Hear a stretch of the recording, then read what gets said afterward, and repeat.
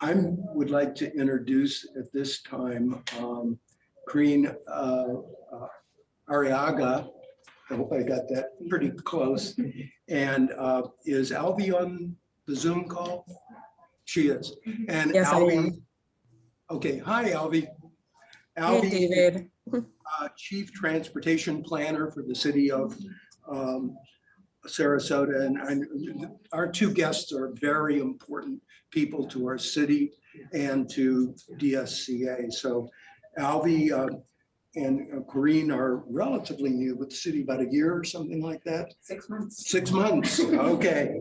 Well, Alvi, is a way of introduction, has a master's degree in urban planning and regional planning with a focus on geographic information systems. That's a good thing these days.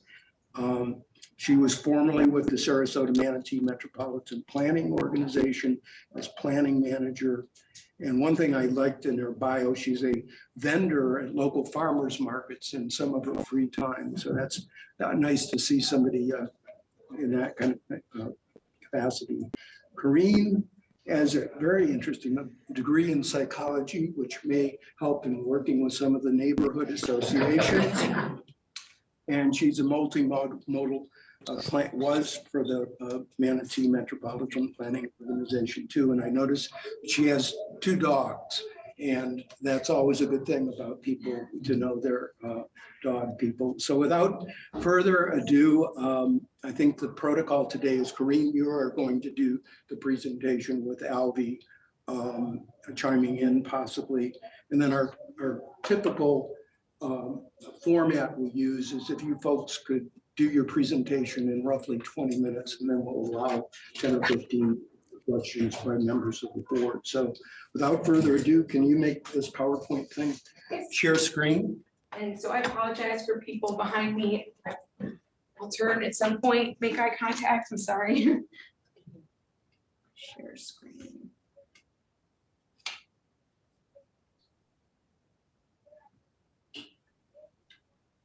Can everyone see the screen?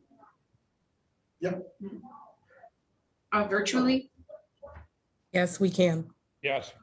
It's coming across well. Good to hear. Thank you all. So Alvi and I are here today.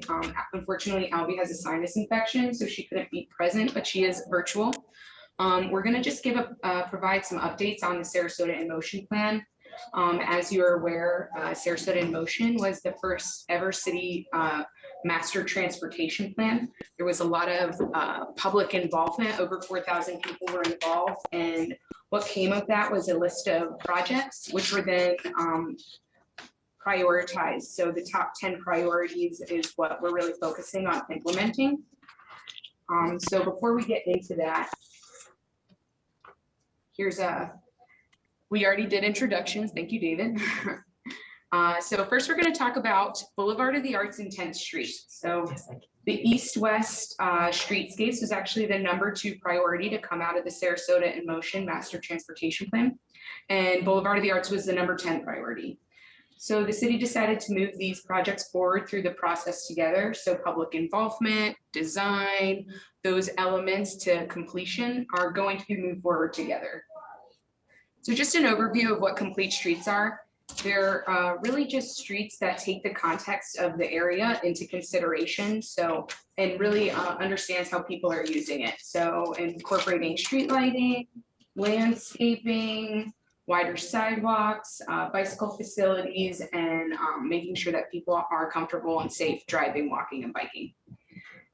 So this project incorporates those ideas into the 2 corridors. And what's really special about these 2 corridors is it's not only just going to beautify and enhance the aesthetics of these 2 streets, but it's going to connect communities. It's going to connect the Central Coconut District, the Rosemary District, Gillespie Park, not only to downtown and these new developments in the Quay, but the Bay, right? That 53-acre beautiful park that everyone is really excited to be built. And so we really need to provide safe access to people throughout the city, both walking and biking. So like I said, these were two priorities that came out of the master transportation plan, but that was a very global plan. So now we really needed to drill down and to see what the community wanted on these streets. So we had a survey open in February for a month, and we really just wanted to know what people saw the function of the streets and what amenities they wanted to see on both of these corridors. It was advertised through social media campaigns from the city, the Bay Conservancy newsletter, and through RDA and also DSCA newsletters, which, as you can see, was really successful. We had over 1,000 people respond in just this 1 month. So people are really excited about these projects and and how we can reimagine these streets to provide a sense of place for the community. David? Sorry. So what were the results of this survey? I'm not going to go through all these bullet points because the reality is the bottom is the most important.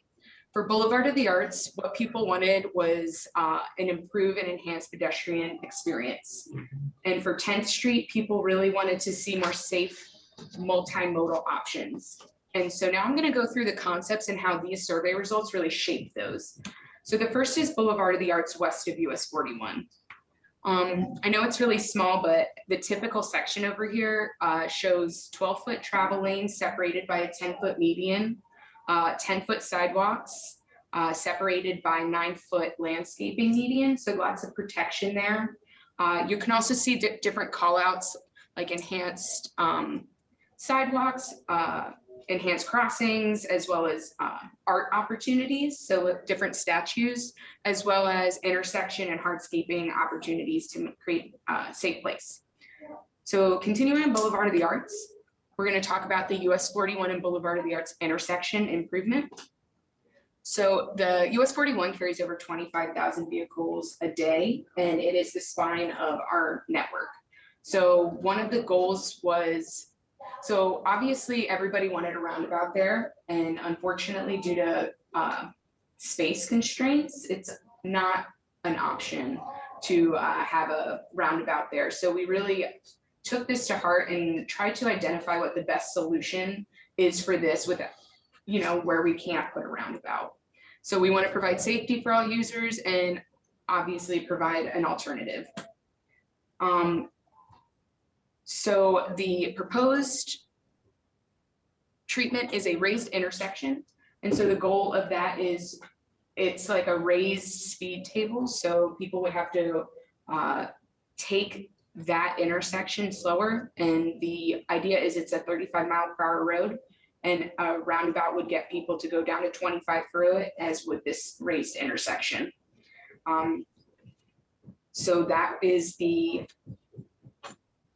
that's what we heard from the people that they preferred the most. It provides 4 high-emphasis crosswalks and provides greater, safer pedestrian and bicyclist access to the bay and to downtown and the other side, Boulevard of the Arts. So moving on to Boulevard of the Arts east of 41. So this is the full concept. As you can see, it's super tiny. So I'm going to go through little sections by sections. Here you'll see the Coconut Avenue intersection, and what's really emphasized here is that at these intersections, they've reduced the crossing distances, so that way it's safer for pedestrians. They're not in the travel lanes as much. They've also increased the sidewalks to 11 feet to make it not just a better pedestrian experience, but also to provide flex space for people like businesses to provide maybe outdoor seating, sidewalk cafes, and those items that we found people were interested in. And so this segment, you can see those opportunities where there's on-street parking, lots of shade trees. There's identified potential for intersections at this central, or intersection improvement at the Central and Boulevard of the Arts intersection. And this was really important because it's right by where the Rosemary Park is going. And there's a lot of historical, rich history in this area. So we've heard that really calling out this intersection is important for the community.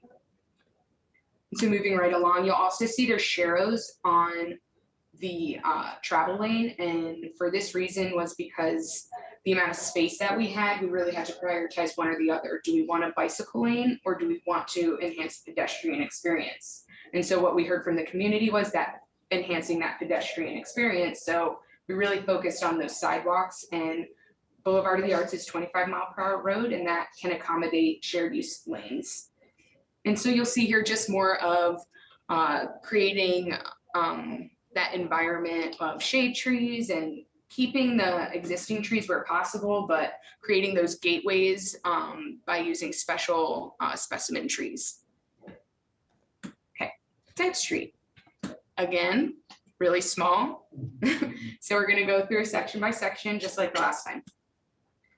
So as you can see here at the top, it gives you a typical cross section. So we're looking at 8-foot sidewalks separated with a landscaping buffer, protected bike lane, 11-foot travel lane separated by a 12-foot median. So here you'll see that protected bike lane that is painted green at key intersections to bring attention to drivers that there's a bike lane, in addition to the protection that will be there. Moving to the next intersection, you'll see different opportunities for different landscaping in the median, as well as call outs for potential art opportunities. So I don't know if you see on Central Ave, there's a buffed out space. There's potential to put asphalt art in there and activate the community. It's called a curb extension. So it also shortens the distance, again, for the pedestrian to cross, therefore decreasing conflict points or risk of the person being in the travel lane too long. So this is the Lemon Avenue intersection. And so, like, again, we're gonna maintain the existing landscaping where possible, preserving the large canopy trees, the travel lanes getting 11 foot. So that way trucks and buses are also able to traverse. And then there are turn lanes for traffic flow. And so the final enhancement is the Orange and 10th intersection. We'll be considering a roundabout, a modern roundabout, and this will enhance the efficiency of that intersection. It's also a gateway to Gillespie Park, and it's obviously an art opportunity for in the roundabout, and putting sharrows on North Orange and South Orange, so that way people know that that's also shared use space. What'd you say? What's that term? Sharrows? Sharrows, yeah, that's the terminology, but it's basically a shared use marking, so that way it indicates to both the driver and the cyclist that the full lane is used for both bicyclists and vehicular traffic. So you call it a share road? Sharrow. Sharrow. SHARROW. They like to make things fun these days. Engineers, they have a sense of humor. So, so public involvement, aside from the survey, we did have a public meeting on May 23rd. We had 2 of them actually. We wanted to divide the number of people that were in the space at one time. So we had one from 3 to 4:30 for the west side of Boulevard of the Arts, and 5:30 to about 7 on the east side. And that was, they both showed the same exact thing, and people were able to see the big rollouts and see all those concepts that you actually just saw today. And I think David was kind enough to actually print them on paper so you can see them up close too. So we understand not everyone's able to make public meetings due to anything under the sun. So we did provide an elongated public involvement opportunity where people can view all the materials that were presented today and at the public meeting at that URL. And I can provide this to David so that way he can spread it and you guys can just click the link. And then we're asking people use the online comment form to submit their comments, and comments will be closed by June 3rd. So this Friday by 5 o'clock.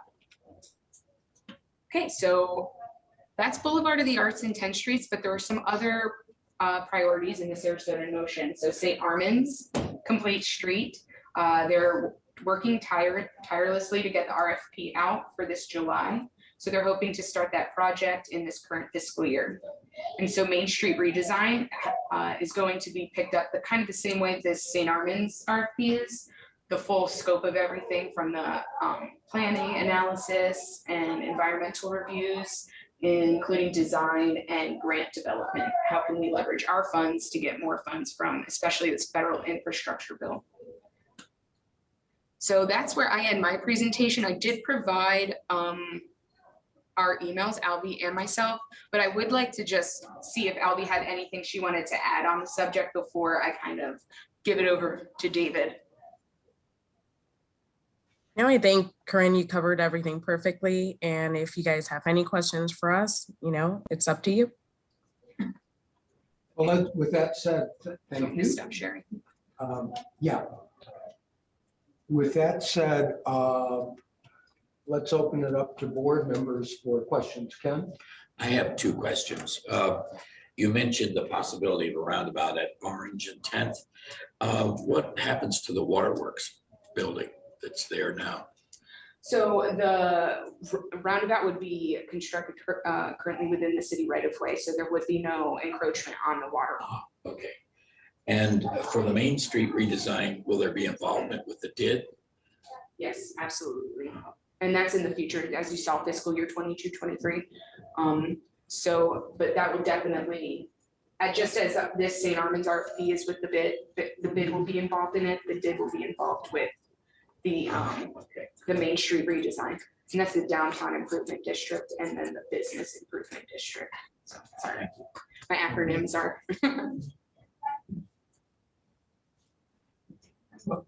One thing that occurred to me, I guess it's difficult without it up on the screen, but on Florida, northbound past the school on the 10th, there's no way to make a left-hand turn there.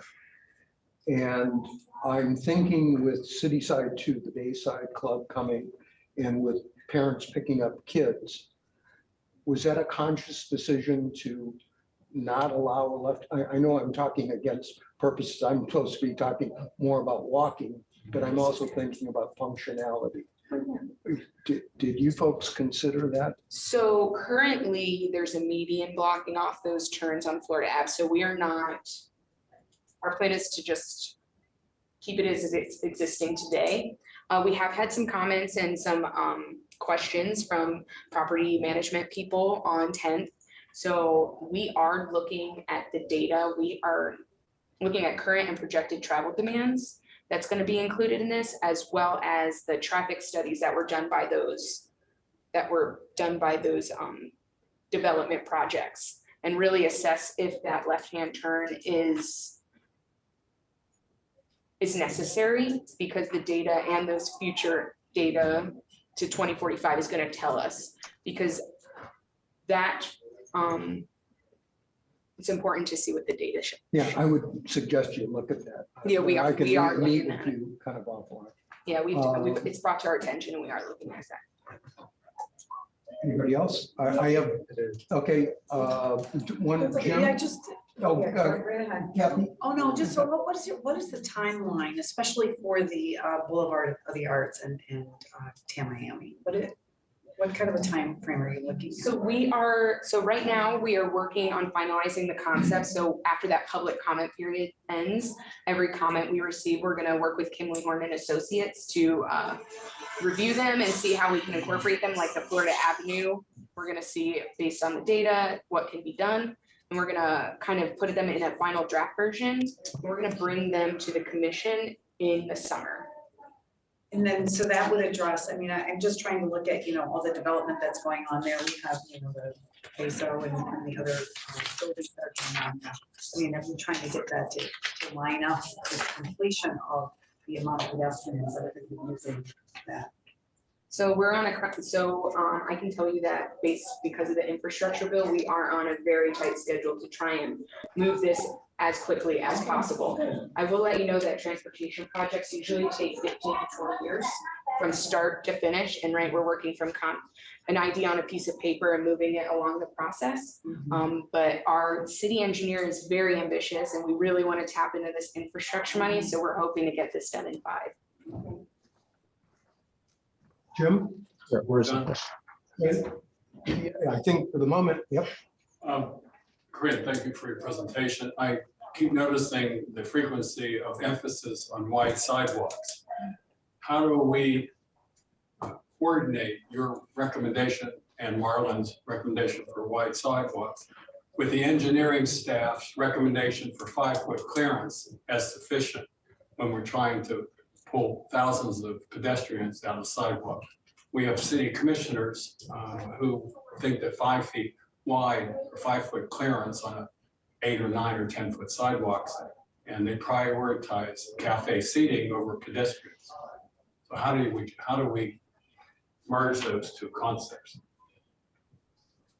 So I think there's some zoning text amendments that are coming up, and that would be an idea to get in at that, because all of those clearances are within the zoning code. You make a recommendation. So we're working with, we are working with the planning department in that, the zoning. We're working with her to identify sidewalk widths and setbacks on the downtown core. So we're working with her on that. So that might be in conflict with Deanna Ornstein and your boss's, the engineer's recommendation for 5-foot clearance. So Yeah. I'm sorry, I can't really speak to that right now. I'm sorry, I can take that back. That's the obvious conflict that we have is Sarasota in motion, but the pedestrians are not the priority. That's the problem. Cafes and restaurants are the priority, whether you have 7-foot or 9-foot. It's all constricted down to 5-foot because the commissioners and the engineers think that 5-foot is sufficient. And there's nowhere in the country where they'll tell you a 5-foot on the main pedestrian corridor is sufficient. We'll keep that in consideration as we're working through it. And just one, unless, does anybody else have anything? Yes, yes, Oh. David, Oh, you okay. have other board members on the line. Okay, I didn't hear you, sir. Patrick? Okay, thank you very much. Yes, I have a couple questions. One on the Boulevard of the Arts and 41 intersection.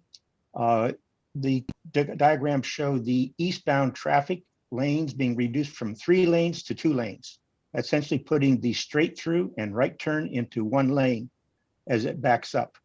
What traffic data have you accumulated and future projections based on the 4 large condos to be built in the next 5 years to justify reducing the number of lanes eastbound at that intersection? Yeah, so we've had some preliminary data. It hasn't been finalized, but what's showing, we use AADT, or annual average daily traffic. And what's showing is even the projected number of vehicles that will be traveled into 2045 are still below the number that FHWA recommends to do a lane repurposing. So I don't have those exact numbers in front of me, but those were the preliminary, those were what the preliminary assessment was showing us. I see. And have you had any further rethoughts on the feedback you received at the meeting at the far west end where on the streetscape, far west end, south side sidewalk? Any further changes? Or are you still going forward with what you proposed with extending the sidewalk? Yeah, we're waiting until all the public comments come in by Friday to really look and assess overall what people are thinking. So we haven't made any changes to anything yet. We're just looking into things as we receive comments. You stated that the 2 strongest things you were doing, trying to beautify the streetscape and to make safe access. And as was feedback, what you're proposing by extending that sidewalk on the south side of Boulevard of the Arts was going to pave over existing landscaping, award-winning garden club awards for the last 40 years. You want to pave that over, and that will increase the pedestrian traffic across 4 lanes of curb cut traffic coming in and out of the Bociel and the Condo on the Bay, creating an unsafe pedestrian conditions than it is today. And strongly urge you to reject that extension of the sidewalk, creating unsafe conditions. Yeah. We'll take that into consideration. Just, I think that's been about to do it for time.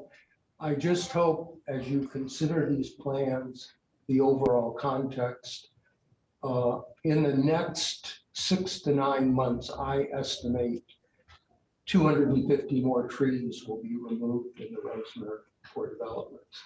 About 400 apartments or condos are going to be built along the Coconut Corridor. So the Rosemary is losing some of these majestic trees for reasons we understand that they were diseased or dangerous. 12-foot in diameter banyans are gone as we speak. So I think it contextually makes these streetscape efforts with canopy trees that much more important from a big picture standpoint, because we're losing hundreds and hundreds of trees with just a few projects and hundreds of more apartment and condo dwellers. So please be making the case with others in the city about that. So, but we appreciate you and Alvi. Hope you feel better. And Corinne, thank you for being with us. Thank you I'm all so sure much. appreciate the time.